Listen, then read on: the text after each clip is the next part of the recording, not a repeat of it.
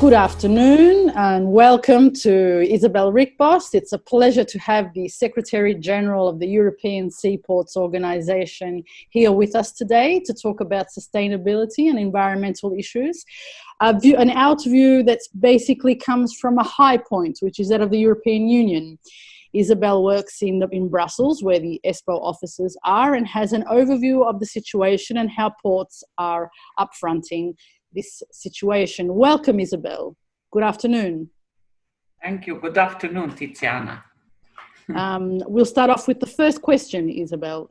Considering your role as the European Seaports Organization, as I have just said, what would be your first observation regarding the laws and regulations that are referred to environmental issues and sustainability? Yes, this is a very important question and a wide question, but I think a very important one. Just let me say that as European ports, we are very much supporting the green policies, and we think that sustainability and environmental sustainability are very important for European ports. Because ports are mission-driven entities, and they really are not only thinking about having the best business, but they also want to be having this public acceptance of their activities and play a role for also the well-being of the region economically, but also from a sustainable point of view.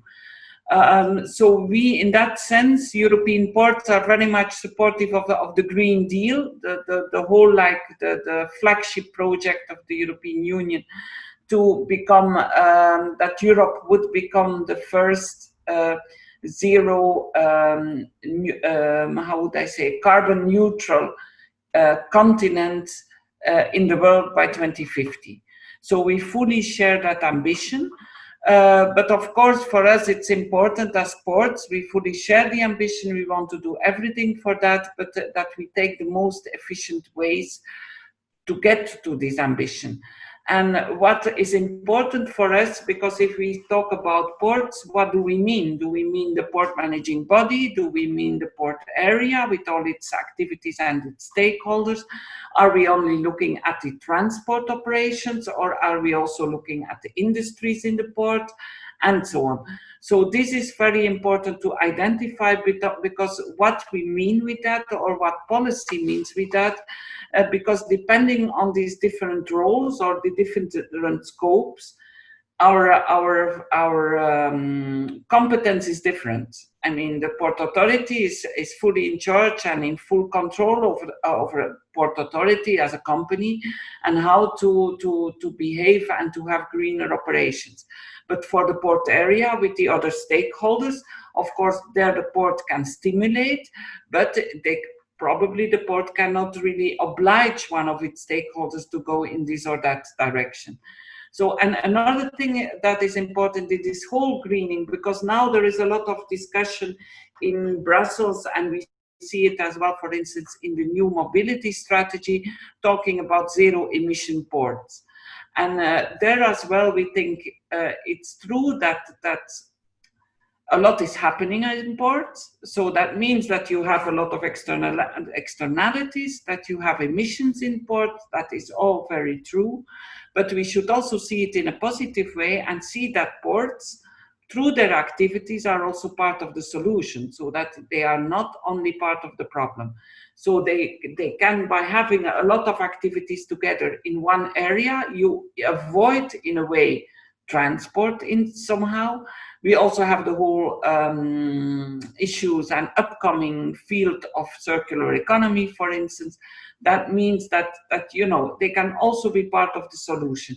We also know that even if shipping has to go greener and become a lot greener, it is still the most environmentally efficient mode of transport. So if you count it in ton kilometers, it's the most sustainable mode of transport. But this does not say they have to also become greener. Well, that's very interesting. You talked about the Green Deal. So we can say that if we talk about the major investments that have been funded by the EU in this regard, we can probably include the Green Deal in this. And do you believe that these are sufficient or to bring forward the sustainable maritime transport and reach this goal of zero emissions that you talked about? Or do you believe there is need for something else? Yeah, that remains to be seen now, because now we will have the whole the Green Deal. The implementation of the Green Deal will start.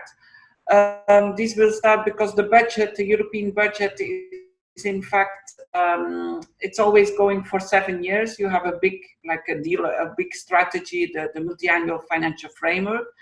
Now, a lot of the money a lot of the European money and a lot of support you will only get support if you're green, if it's going to these green activities. Also, because we know, and unfortunately, that the whole COVID crisis has come across the whole Green Deal ambition, and then to make from 2-1, they have said we go for a green recovery. So we will help to recover from the COVID crisis, but only under the motto of build back better. So we need to, if you have been facing big problems, economic problems and so on, we help you recover and rebuild, but if you do it directly in a sustainable way. And there we also have at the same time a kind of taxonomy framework where they say we will also suggest, like for the European Investment Bank and all these investments, also under a PPP, public and private partnerships, we will really stimulate as well there only the sustainable investment. But then, of course, the trick is, what is a sustainable investment?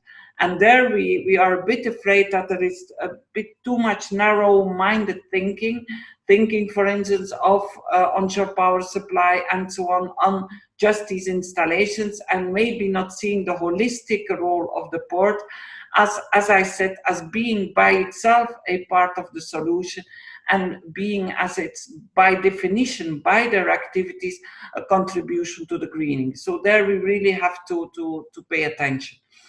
And also in general, if we talk about port investments and support for those, we have seen that in the past, for instance, in the TEN-T money, let's say, the Connecting Europe Facility money, only 4% of the transport money, of the transport budget, only 4% went to ports. We think that it's really a too small share. And there as well, we hope that this can be stepped up. Also, short sea shipping and motorways of the sea project, like to give an example, the Barcelona-Civitavecchia link, which has been a supported project. We really hope that there are more of these coming, and more attention for port projects.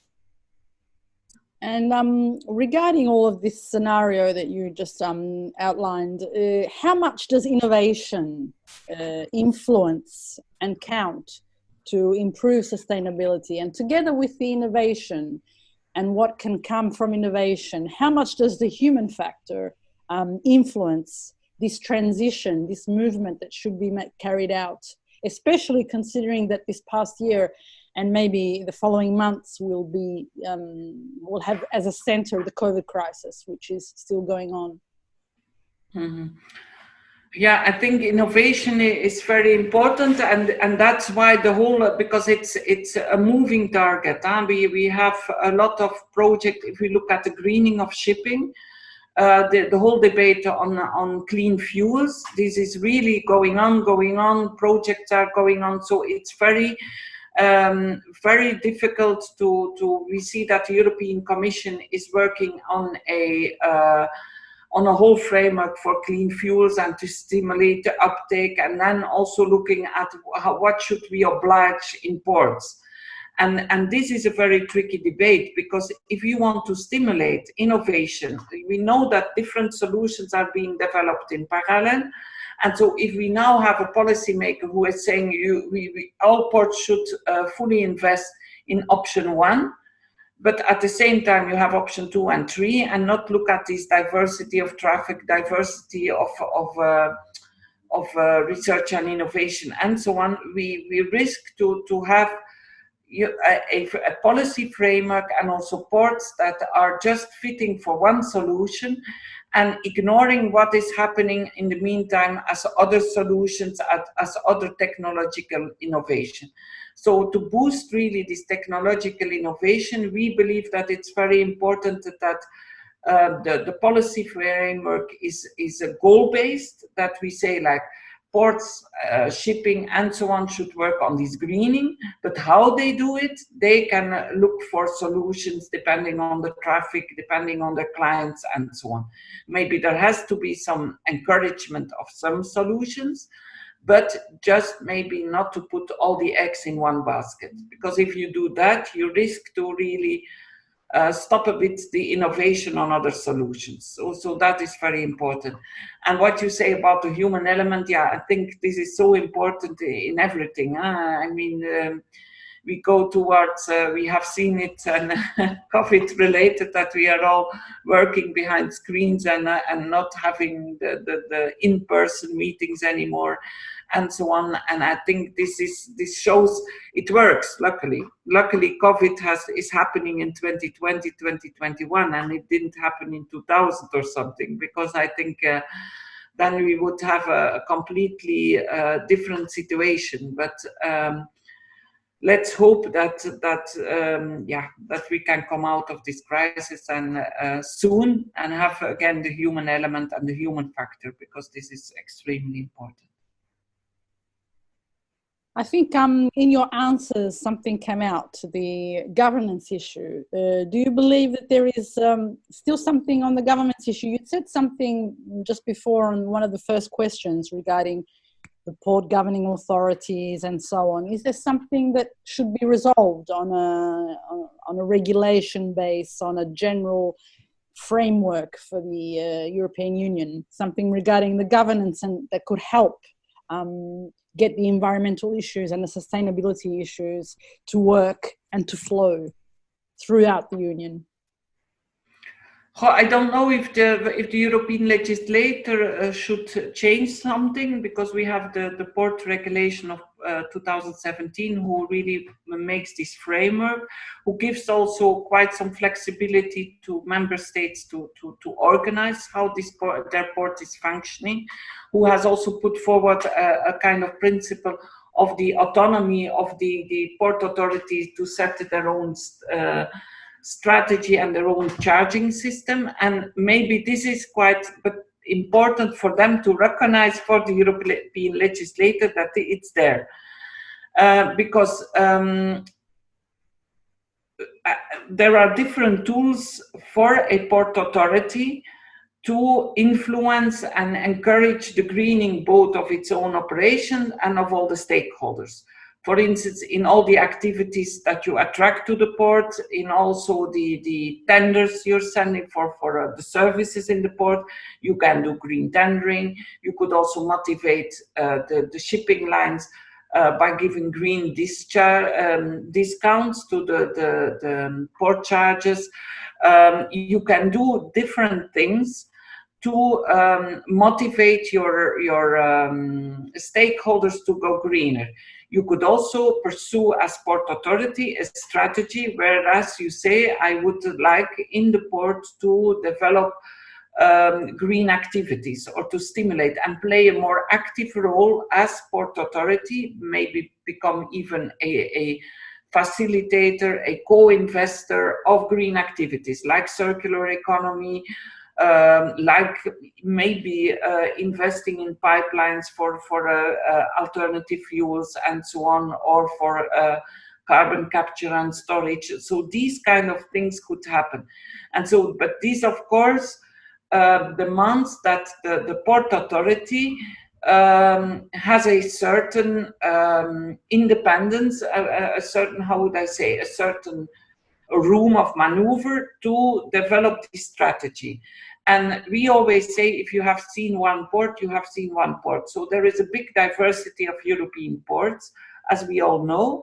And so it is very important for each port and to look at their area, to look at what the environmental challenges are, what the possibilities are. For instance, we have some ports in Europe who are now getting very active in offshore energy and renewal. So, and there be the landing point and the interface between the sea and the shore, and doing the storage and so on of offshore energy.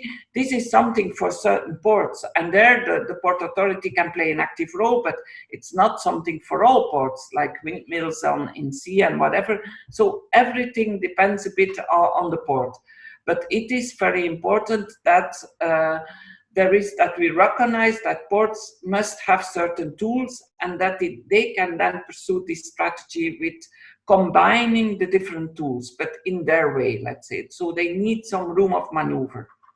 So that is important. And from a general overview, from your point of view, where you see the results of most ports and the shipping that goes on in the European Union, how are we going as a whole, as a European Union? And is there any particular good practice from some? I know it's difficult for you maybe but I mean, in general, objectively, you can say that if there are some good practices that you know of, considering that ESPO writes out an environmental report, so analyzes how the ports are going. Is there a good practice or some good practices? And on the general point of view, how is Europe going in this regard compared to the rest of the world? I think the European ports, and as you mentioned it, Tiziana, we are making now, based on our EcoPorts network, every year an environmental report where we in fact monitor quite some indicators. And there we see that a lot of progress has been made over the years. We see as well that transparency about the environmental performance is becoming more important. So ports are really, and port managing bodies are really communicating about environmental performance more than before. So that is very important. If we look at the environmental priorities of the port authorities, we are following that from year to year. What are your environmental priorities? And we see that air quality, energy efficient, climate change, these are really top priorities, and these very much follow or even I could say differently. I mean, they are ahead of what is coming on policy. So air quality has been a priority. Energy consumption, energy efficiency have been priorities for really the last years, not the last 1 or 2 years, but 3, 4, and even before years. So, and we see that in fact it very much is in line with what is important at policy level. So ports are really investing a lot in all these greening activities. To give good examples, I mean, I think we are now working on a new green port guide where we will put like guidelines and a guidance for European ports, but there are so many pathways to go to this greening. We will also annex a lot of good examples, but we have them at all levels. I mean, we have some ports who have really set their own target for greening, even stronger than the European targets. Then we see a lot of projects at different levels, be it in the greening of the port authority in itself, but also in like all the vehicles that are used in the port. So their work on electrification. There are so many, but also very positive projects on playing an active part in these greening activities. And that, I think, it's something new. So we see that it's not only about reducing the externalities, responding to, but also actively invest in new activities that can contribute to the more sustainability, to the greening of the economy. And as I said, about circular economy, waste policies, and so on, a lot of things are happening there. Also in new energies, wave energy. I mean, yeah, there are a lot of examples there. So there's there are a lot of things coming up very soon, we hope. And how would you see the sector looking at sustainability on a 360-degree point of view? How would you see it in, say, 5 years or maybe even 10 years from now? Do you see that the objectives will be reached? Do you see that somebody may even go more than the objectives, because the situation on a climate point of view is telling us that the planet is having difficulties in giving all of us all the energy we need, all the food we need, everything we need. So are we going to be there? Is this sector going to be at a good point to help the planet recuperate some of the damages that were made in the past? I'm quite confident from a port's point of view that a lot of progress will be made in the next years. What of course is important, and I said it in the beginning, it's understanding a port. As a port authority, you can be super ambitious, but if your stakeholders in the port are not following at the same pace, then you will not achieve. So it will be very much a question of a coalition, having a coalition of the willing and of all stakeholders together, so that you can, with your community, with the businesses in the port, with the terminals, with the shipping sector and so on, at the level of the port, but also at regional, European level, that you there can make progress. So that will be very important. You speak about 5 and 10 years.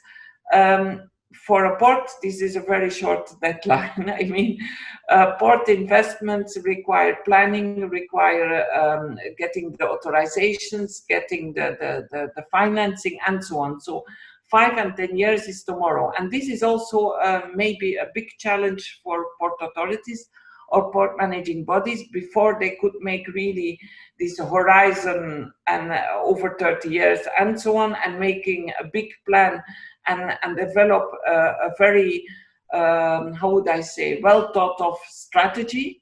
But imagine you have developed your strategy, you have, and there comes Brexit at some point for some of ports in Europe. You develop the strategy of expansion and so on for your, maybe your cruise, maybe your passenger maritime transport, your ferry transport, and at sudden you have the COVID who stops all activities for several months, even 1 year. So these are all big game changers who occur very at sudden.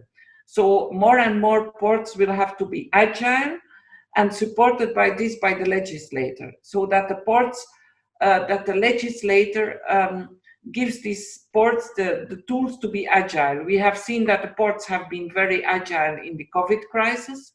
Where they remained open, they had contingency plans, they reacted to different situations, to shortage of warehousing by finding good solutions and so on, to avoid congested ports when the shops were closed and so on. So they have shown to be very agile, and I hope that we can have policymakers who appreciate and who see the critical role that ports have been playing over the last year and how well they did it, and so are confident to give them also a place in this recovery of Europe, and see them as entities of engines of growth and recovery, and also of green recovery. So we really hope that policymakers are not only addressing us to say you should this or that, but give them also a role in the future growth and let's say a better future of and a stronger Europe, let's say. That's a big word. They're big words. A stronger Europe. Do you think that it will be stronger in the future? Just one last comment from you. Yeah, I mean, I think with the Brexit, some lessons have been taken. That's first. I think that there we have seen that countries were getting closer in a way to each other. And I think now, with also with the recovery debates and so on, the next generation EU plan, where the Commission has said, like, we should be open, but we should not be naive, and we should make ourselves stronger, and maybe get productions back to Europe or nearer to Europe, diversify supply chains so that we are not only dependent on one producer for a certain material. And so these there as well, ports could be ideal locations to bringing back these productions to Europe. So I think if they walk the talk and they will really now implement what they have said in these big strategic documents, then I think we could go in the good direction. I hear, for instance, French politics discussing a lot about economic sovereignty of Europe and of the countries. So to build a bit more, to build a stronger Europe and be open, but of course be also strategic and look at their own autonomy. So that I think it's important, and also their ports can play an important role. So we can say, concluding, stronger ports, a stronger Europe for a better world and for people to live in. Let's go. Thank you very, very much, Isabelle Ryckbost from Brussels, from the European Seaports Organization, was here with us today, and was a very, very interesting and useful conversation that we had. Thank you very much, Isabelle. Thank you, Tiziana. Bye. Bye-bye.